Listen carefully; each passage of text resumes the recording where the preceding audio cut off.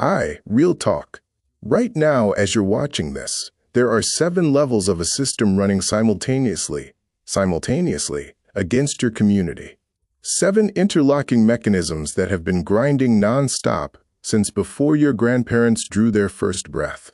7 levels documented by the Equal Justice Initiative, verified by the Smithsonian Institution, confirmed by the FBI's own declassified records, and acknowledged in United States Supreme Court decisions. 7 levels that work together so seamlessly, so quietly, that most people living inside them can't even see the walls. And the reason they can't see it? Because the system's greatest achievement was never the oppression itself. It was convincing the oppressed that the oppression is natural, that the poverty is deserved, that the wealth gap is just culture, that mass incarceration is criminal behavior, that health disparities are genetic, that everything deliberately engineered to keep Black America at the bottom is just the way things are. Nah, we not doing that no more. Today, right now, we're naming every level, documenting every mechanism, and connecting every single dot. Because a people who can see the system can fight the system. And that's exactly why they don't want this on your screen.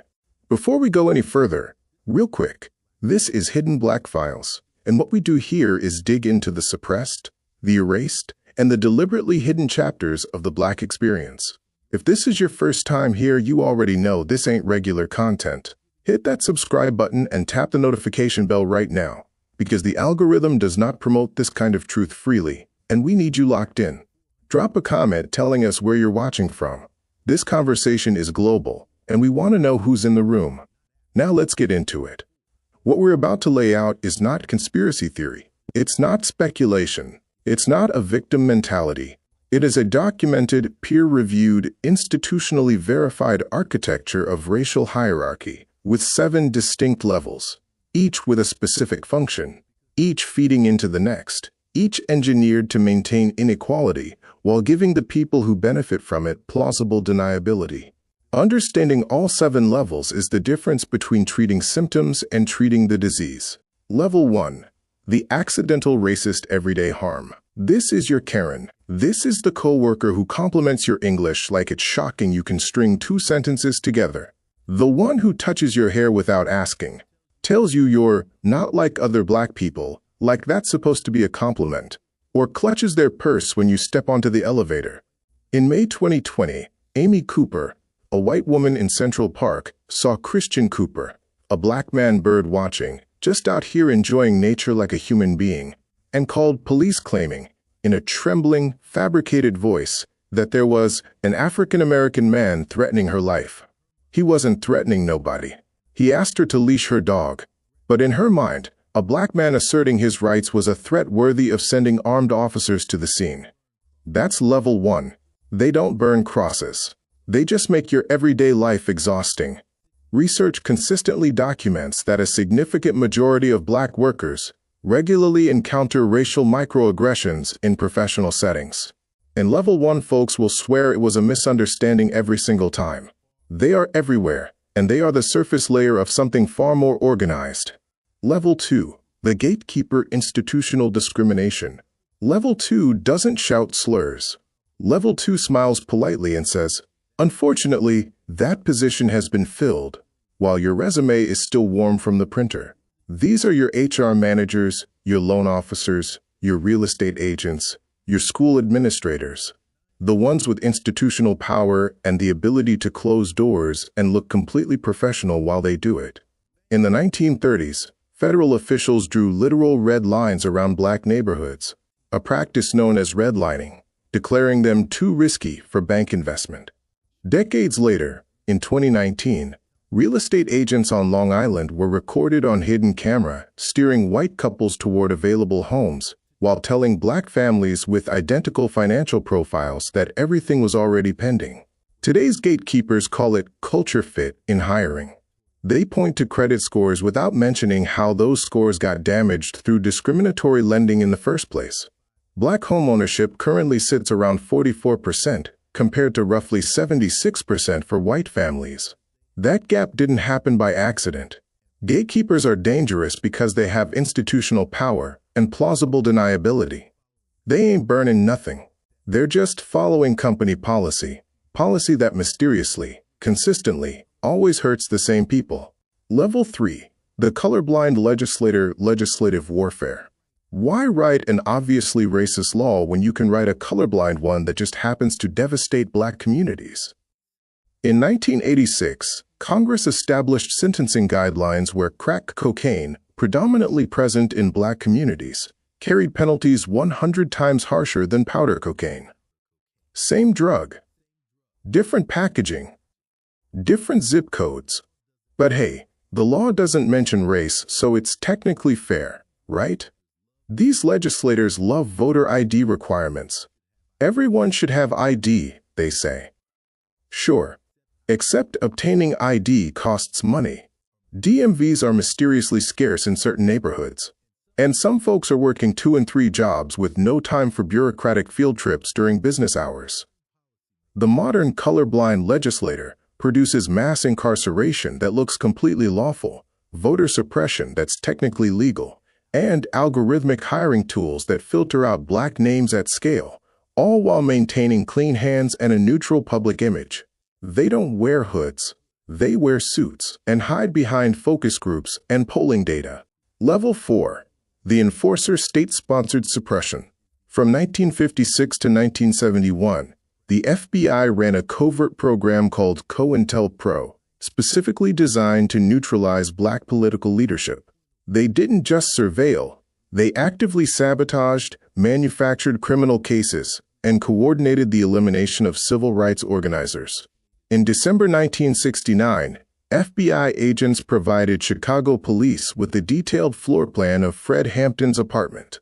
Officers executed a raid at 4 in the morning while he was asleep. Fred Hampton was shot in the head.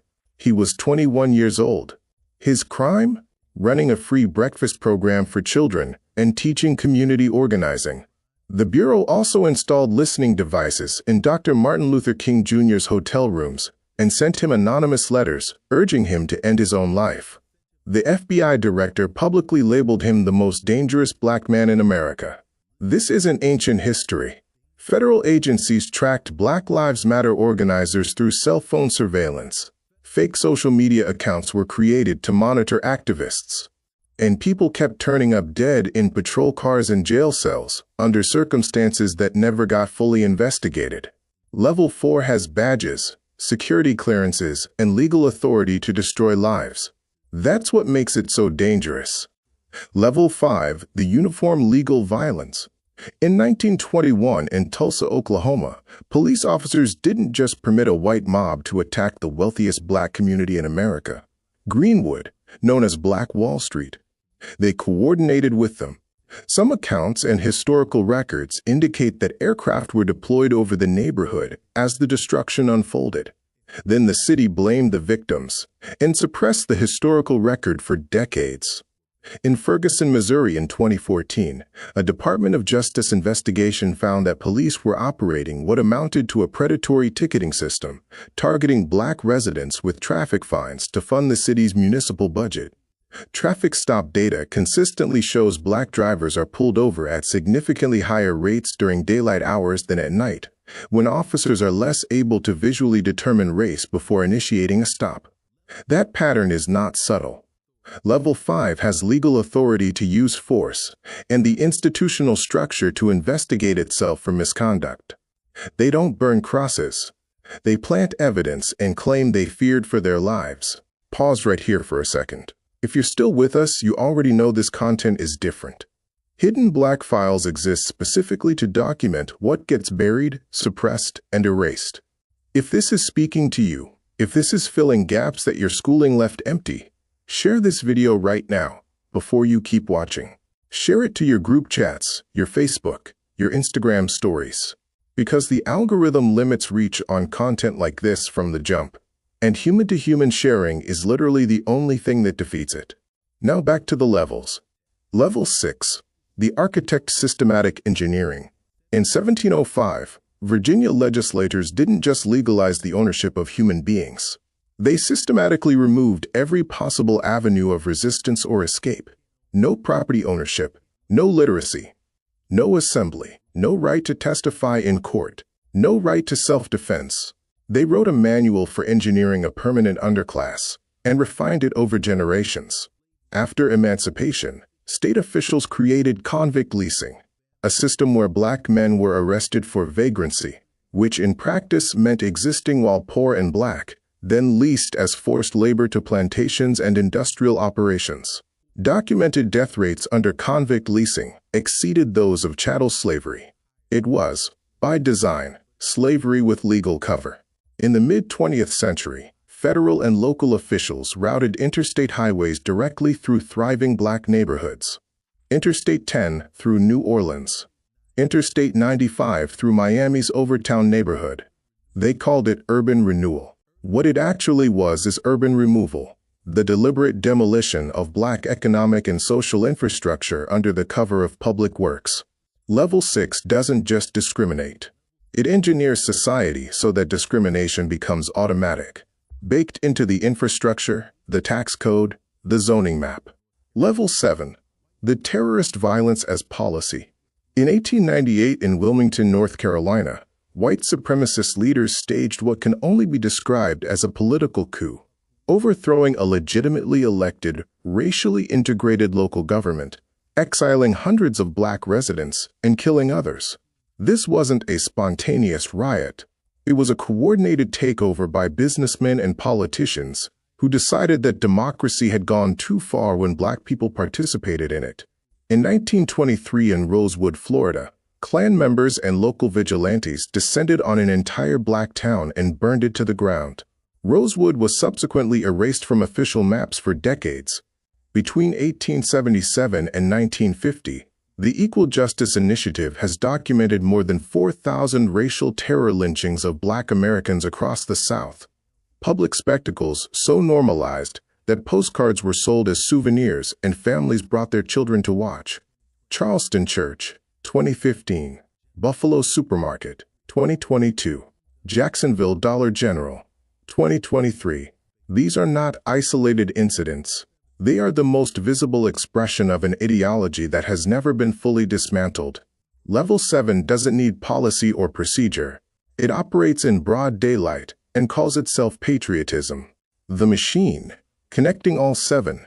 Here is what they absolutely do not want you to see. Every level feeds the others. Level 1 normalizes casual dehumanization. Level 2 institutionalizes it. Level 3 legislates it. Level 4 weaponizes it from within government.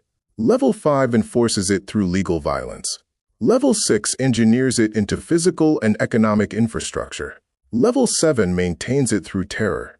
This is not 7 separate problems. It is one machine with 7 moving parts. Remove any one level and the others compensate. That is why individual solutions are insufficient. You cannot address systematic racism through a diversity workshop when levels 4 through 7 are still fully operational. You cannot vote your way out when level 3 is actively suppressing your votes. You cannot build generational wealth when level 2 is denying your mortgage applications, and level 6 already ran a highway through the neighborhood your grandparents built. This is 2026. It's present tense. Don't let nobody tell you this is history. These 7 levels are all operational right now. Level 1 is in your workplace, in your doctor's office, in your child's classroom today. Level 2 is in the mortgage denial, the job rejection, the underfunded school, whose budget is tied to a property tax base that was artificially depressed by decades of discriminatory lending.